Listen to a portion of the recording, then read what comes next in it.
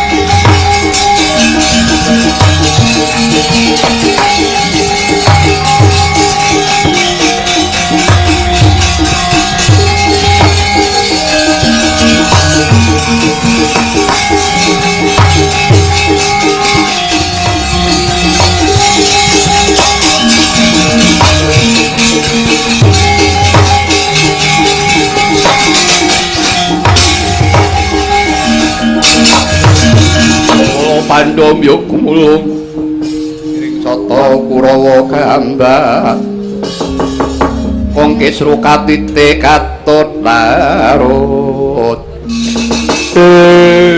mengko dhisik sing jenenge Palasara sing ndi? Nyuwun pangapunten Raden, inggih kula menika ingkang peparap Palasara. Sing jeneng Palasara kowe? Kawula nuwun inggih. Bener. Kowe sing mengku Dewi Durgandini. Kasinggihan dawuh Paduka mati dening aku.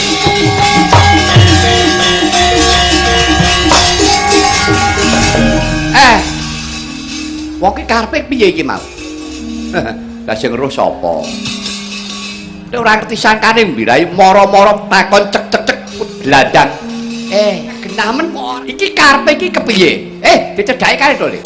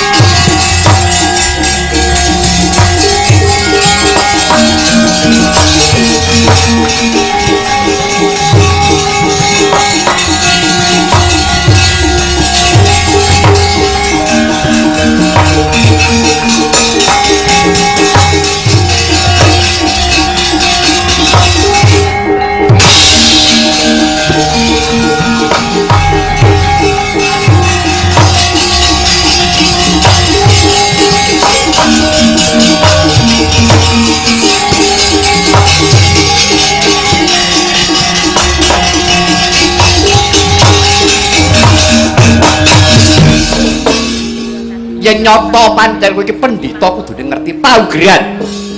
Ngerti tata krama. Ke Prabu Durgabau.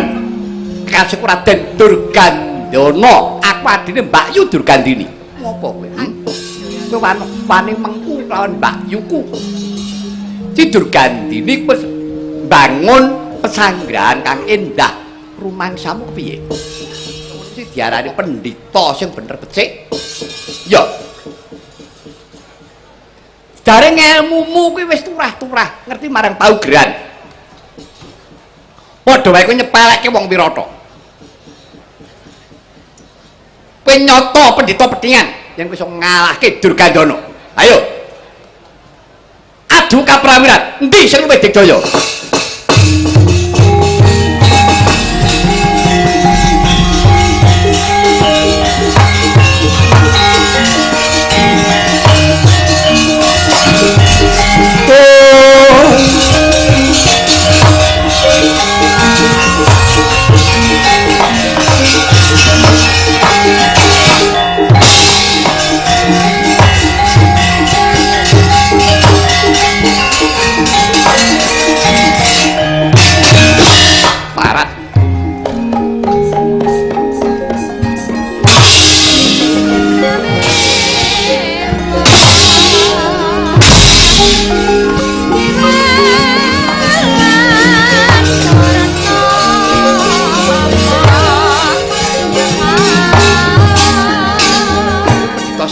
kita digdaya ndi buktekno.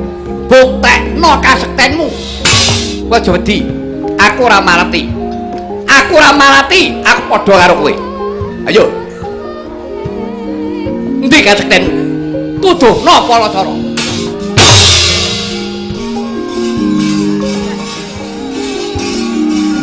Apa pancen karo aku? Apa pancen janjane kuwi ora duwe kasekten? Ayo. Idiot.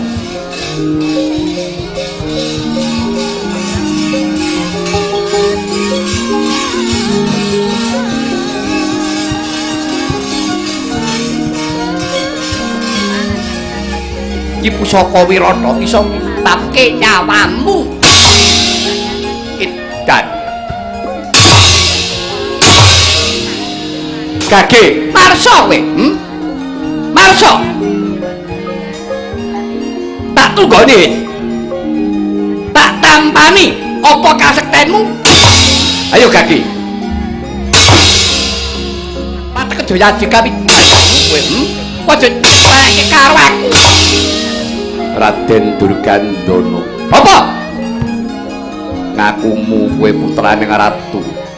Rupamu bagus ning kelakuanmu kaya asu.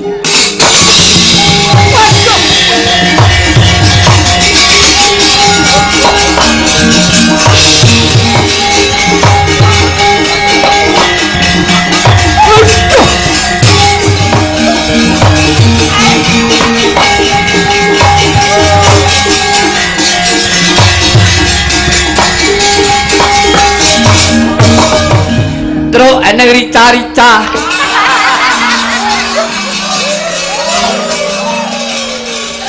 Terus Petro apa Rinia? Iki lor Solo pasar Komplang. Lho. Kono ra nggon Pak Asu. Ngapur wae Asu. Iki tenan. Aduh. Oh, Ki Lurah pun njaluk pangapura, Ki Lurah. Iya. Gom, apa? Asu kok iso tata jalma ya? Lah iya. Asu kok iso tata jalma? Iki tahun 2015. Sombet tahun 2016. Iki bakal tata asu.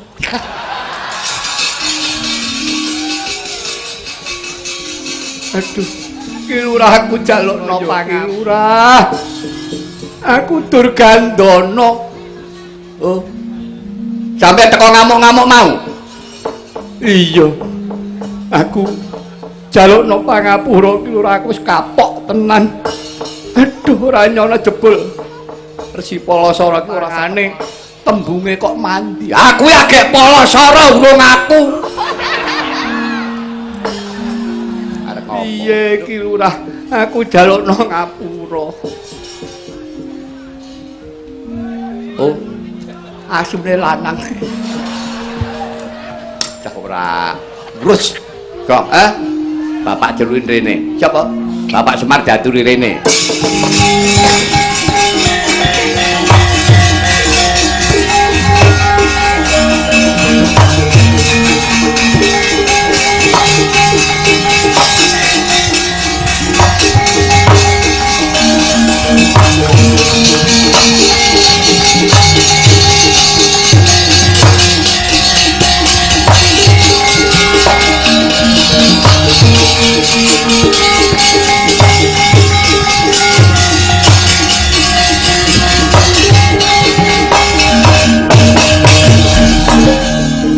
Sampeyan niku sinten? Nyuwun pangapunten Kyai, kula pun Durgandana. Durgandana? Nggih.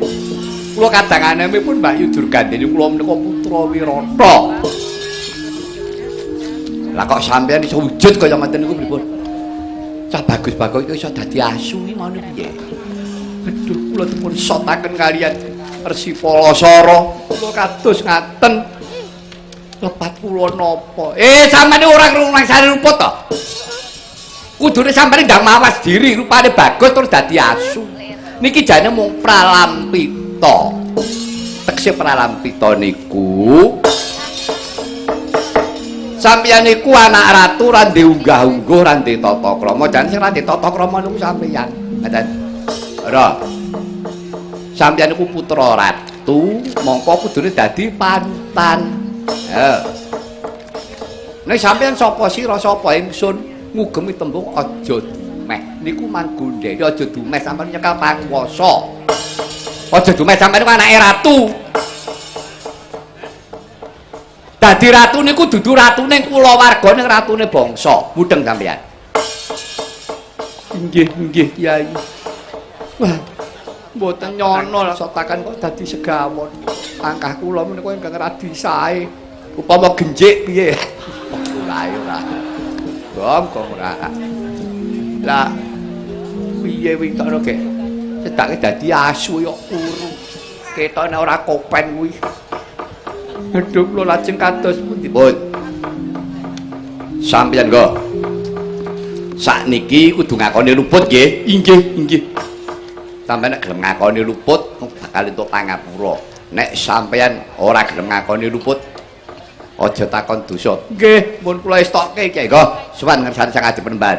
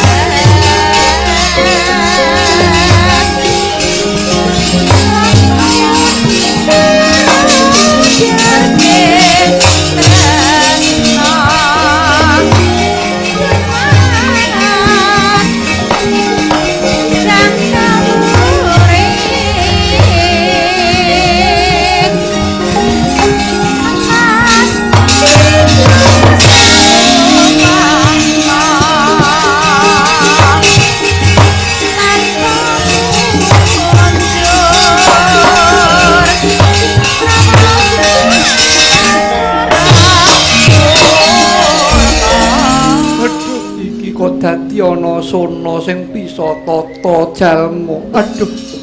Inggih Kakang, Mbok. Kula ingkang rayi, kula pun Durgandana. Anggen kula kumawantun kula Calawentah celandaan kaliyan Sang Adi Penemban Begawan. Kala cara ngantos kula dipun sotaken wujud dados sona kados ngaten Kakang. Kula sampun tobat, Mbak Yu. Kula nyuwun pangapunten kula menawi suwunaken pangapunten kaliyan Sang Adi Penemban Begawan Palasara. Kula sampun boten badhe tumindak ingkang Calawentah malih. Kowe bener yen to Durgandana. Inggih, saestu Kakang. Aduh adikku dia.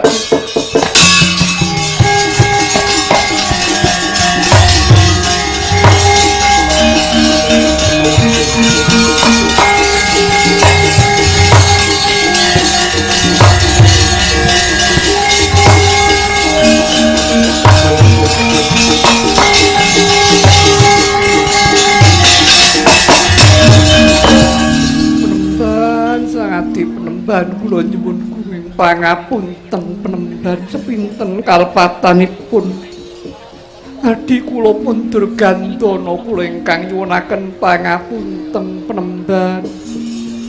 Apa bener yen to kuwi kadangmu? Yayi Dewi. Inggih menika kadang kula. Inggih Penemban.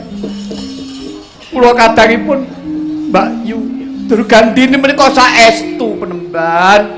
Kula ngakeni rai kalepatan kula Penemban kula nyuwun pangapunten saestu lan mulihaken kados ingkang sampun. Iya Durgandana yen to pancen sediamu tulus. Kula ora bakal tumindak maneh. Wis kowe puliya kaya ingkang wis.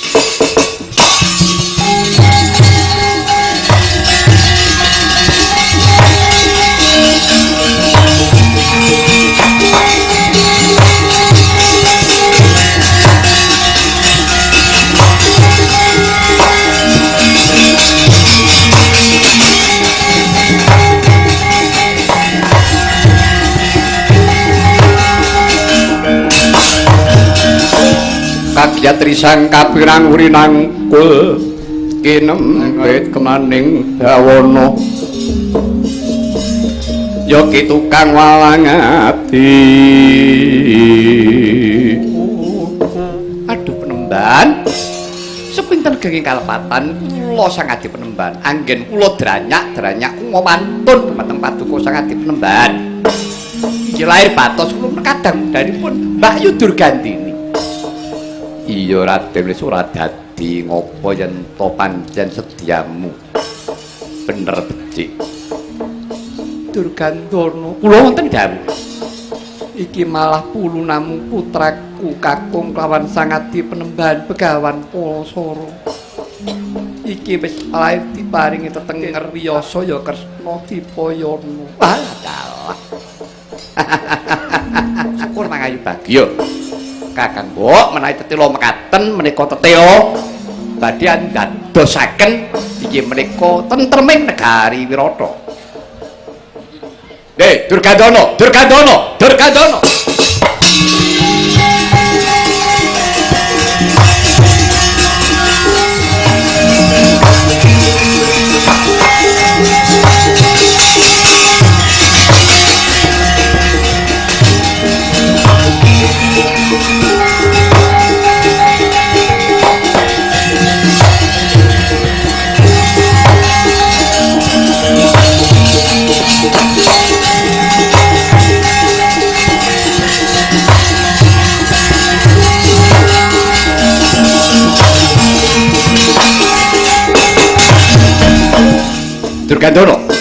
Wonten dawuh Rama. Rikala semana kowe tak utus sapa? Kowe tak utus takon goleki Mbak Yu Durgandini. Bare tekan kene kok malah kowe nyembah, ndekes sing mbok sembah kuwi sapa? Coba nyuwun pangapunten menika ingkang mengku Kakang Mbok Durgandini. Menika Begawan Palasara. Kawula nuwun inggih. Pendhita Ratata. Durgandini. Dalan ingkang dawuh Rama. Durgandini dek semono kowe tak dawuhi apa? Kowe nandhang raga kringetmu anggondo amis. Kowe tak dawuhi Tarak Brata nindakake dharma dadi tukang satang prau ana pinggiring Bengawan Gangga. Ya ngono apa ora? Kasinggihan Rama. Pamrihku apa to? Pamrihku apa? Supaya kowe antuk pangapura nggonmu nandhang raga lah kok malah kowe saiki gandeng karo priya. Kowe wis nggendhog jabak bayi kaya ngono kuwi karepmu kuwi kepiye? Duh Kanjeng Rama sesembahan kula. Inggih Rama, sedaya kalepatan kula diagung pangaksama paduka. Lah inggih kula kanthi nindakaken dharma dados tukang satang baita. Kula nyabrangaken Resi Parasara menika lajeng kula dipun usadani satemah saged waluya jati. Malah kepara kula samangke kapundhut garwa.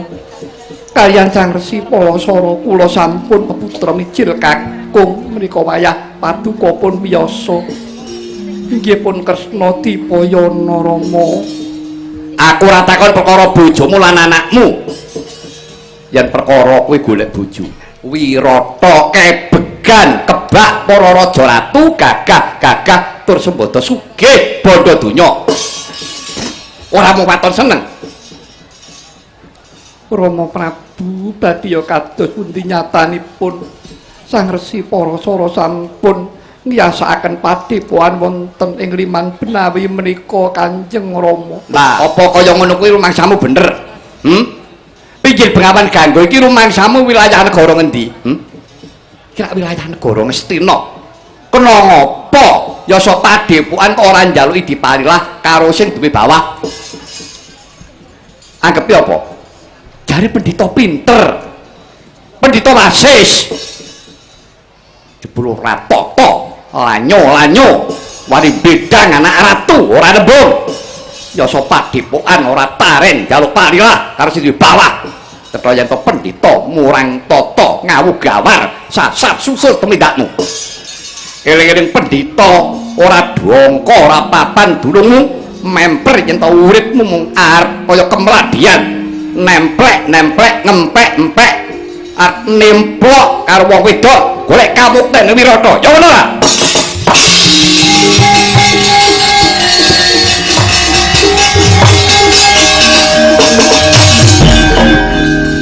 Kacarita kaya tinapuk banget dukane Sang Narendra Wirata Prabu Durgabau ya Prabu Basurata nadyan makantar-kantar dukanira Prabu eling-eling Sang Palasara pendhita ingkang wis mumpuni saliring kawruh pramila denira nanggapi atur kanthi tanduk aris ulat manis wicara ririh torah nang kono pangandikanira Sang Resi Parasara. Aduh, Sang Prabu tetungguling bangsa Matswa ing Wirata sedaya dawuh paduka menika mila res. Mboten wonten ingkang sisip. Sedaya dukanipun Sang kula tampi dadosa pamecuting jiwa raga kula. Sedaya kalpatan kula diagung pangaksama paduka. Sang Prabu ing Wirata upamiya kula badhe nampi pidana pejah badhe kula tampi kanthi sukarna raos sing manah kula Sang Prabu. Mugi-mugi dawuh paduka dados pamecuting gesang kula mewah anak kula pun piyasa. Kula ngrumaosi bilih pandhita kriyang kabur kangenan mboten dongko mboten kayangan. Duh Sang Resi nyuwun pangapunten putra paduka pun wiyasa.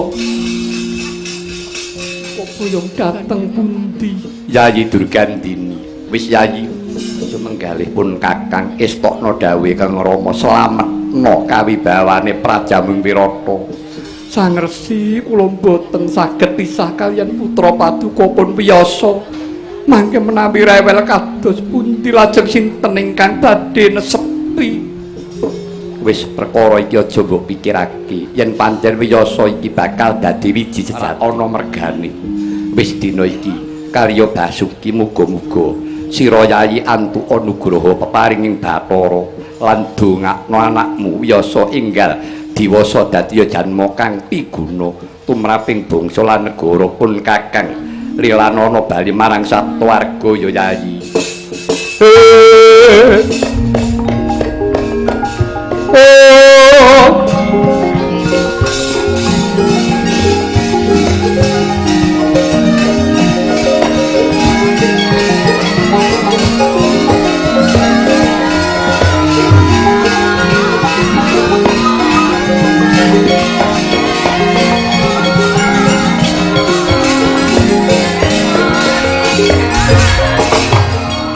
Sang Resi putra paduka badhe nang kanthi tin Sang Resi.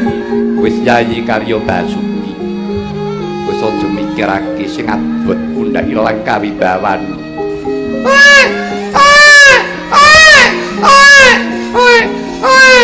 Menemban cobi kula sesepanipun rumiyin ingkang putra pun wiyasa. Wis ora kakian banyu susu mundhak bodho. Estokna dawuhe Kang Rama.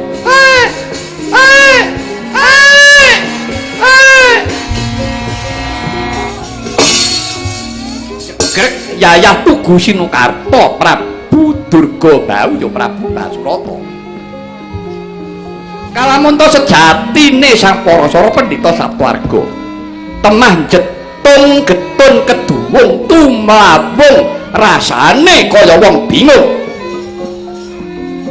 Semanten ugi Dewi Durgandini penggalihe sinendha rasane semrebet panone tiasira kuwur sumapur rontang ranting sarwi muwun sesenggukan waspada smigil dale werat nelsi pengasaran parandheretan kobring usahapan nganti kami tenggenen Denira ngulati lampahira ingkang raka Sang Resi Pawasara sarwi gendong ingkang putra Sang Wyasa kumriyang lampahi Yayah layangan pedhot saking tamparan ing mangke danguning dangu sigra pinupus pepuntoning tekad amung pasrah marang Trengginas trampil Sang Durgandana wopong ingkang Mbakyu Durgandini boyo kondur mring Wirata.